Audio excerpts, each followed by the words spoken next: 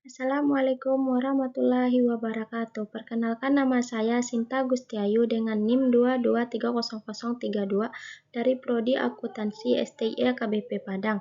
Di sini saya akan mempresentasikan atau menjelaskan sebuah artikel untuk memenuhi tugas seminar akuntansi keuangan dengan tema Earning Management yang berjudul artikel saya yaitu Selidiki Praktik Manajemen Pendapatan Akrual di Perusahaan Non-Finansial yang terdaftar di Yordandia 2006 sampai 2007. Baiklah, yang pertama pembahasan teori di mana manajemen laba atau earning management merupakan konsep manajemen laba merujuk pada tindakan yang dilakukan oleh manajer untuk memanipulasi laporan keuangan perusahaan agar sesuai dengan tujuan pribadi atau untuk memenuhi harapan eksternal seperti investor atau otoritas pajak. Ada manajemen laba akrual. Salah satu bentuk yang sering digunakan dalam manajemen laba adalah Accrual Earning Management atau AEM, di mana manajer memanipulasi transaksi yang bersifat akrual seperti piutang, utang, dan provisi untuk mengatur laporan laba. Ada dua teori. Yang pertama teori agensi atau agensi teori. Teori agensi sering digunakan untuk menjelaskan mengapa manajemen cenderung melakukan manajemen laba. Menurut teori ini, terdapat konflik kepentingan antara pemilik perusahaan atau prinsipal dan manajer agen, di mana manajer mungkin menggunakan kebijakan akuntansi untuk memperoleh keuntungan pribadi. Yang kedua ada teori signaling. Teori ini berpendapat bahwa manajer dapat menggunakan manajemen laba untuk memberikan sinyal tertentu kepada pasar atau investor mengenai prospek masa depan perusahaan seperti kemampuan menghasilkan laba atau kestabilan operasional. Yang kedua, ada kasus yang dibahas, di mana penelitian ini mengkaji praktik manajemen laba di perusahaan non-keuangan yang terdaftar di Bursa Efek Aman atau ASE pada periode 2006 sampai 2007.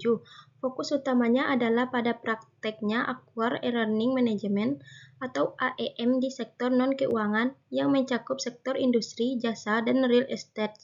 Mengidentifikasi bahwa perusahaan-perusahaan di Yordania cenderung melakukan manipulasi laba dengan cara mengatur pengakuan pendapatan dan biaya dalam laporan keuangan mereka.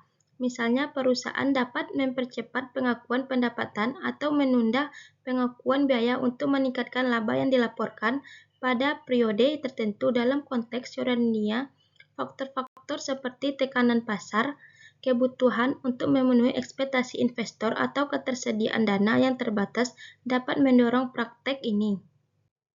Yang ketiga ada objek penelitian atau sampel penelitian, jumlah sampel dan kriteria. Penelitian ini menggunakan sampel dari 140 perusahaan non-keuangan yang terdaftar di Bursa Efek Aman atau ASE selama periode 2006 sampai 2007.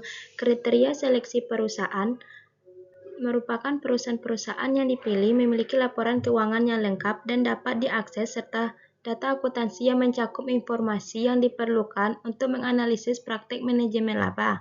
Penelitian ini memfokuskan pada perusahaan non-keuangan karena perusahaan-perusahaan keuangan, misalnya bank, memiliki pengaturan akuntansi yang regulasi yang sangat berbeda.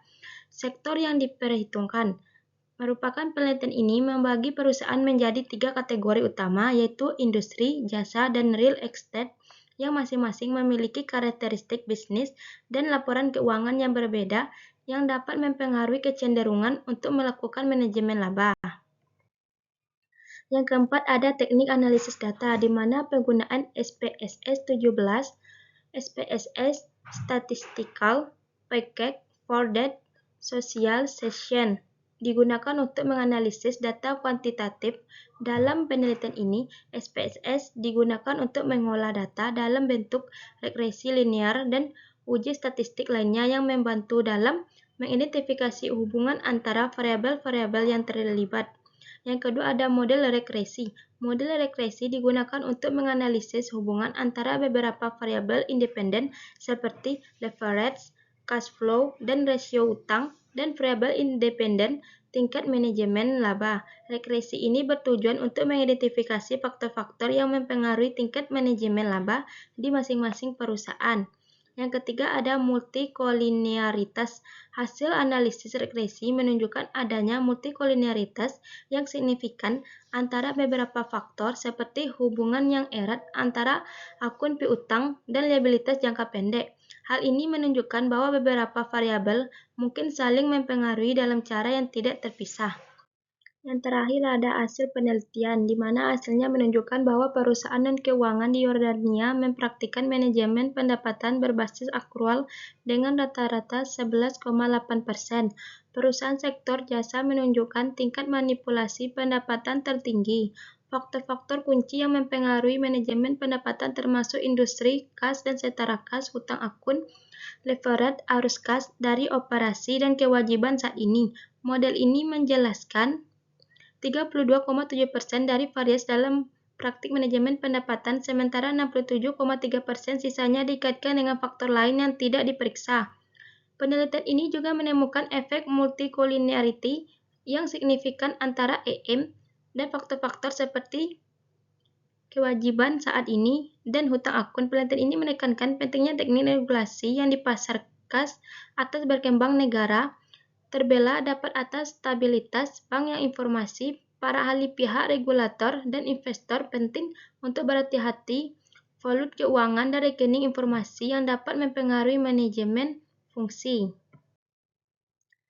Sekian presentasi dari saya, semoga bermanfaat untuk kita semua. Saya tutupi dengan wabillahi taufiq wal hidayah. Assalamualaikum warahmatullahi wabarakatuh.